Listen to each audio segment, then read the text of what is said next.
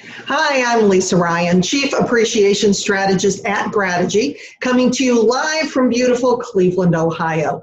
I'm very excited to meet you this Friday at the International Surface event at Mandalay Bay from 11 o'clock to noon. Join me for Sweat the Small Stuff, how to keep your top talent from becoming someone else's. After spending 13 years in industrial sales, including 7 years in the welding industry, and yes, I do weld, I know how difficult it is to find people who are willing and able to do the job that you need them to do. You spend all kinds of time, money, and effort to bring these people in, and then they leave. What? How do you keep that from happening again? Join me at this session and find out. In this interactive, informative, and fun session, you'll walk out with ideas that you can use right away, like tomorrow.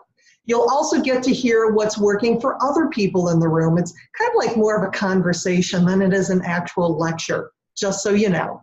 So I will see you on Friday in Mandalay Bay in Vegas, where there's not 17 inches of snow on the ground like there is here in Cleveland.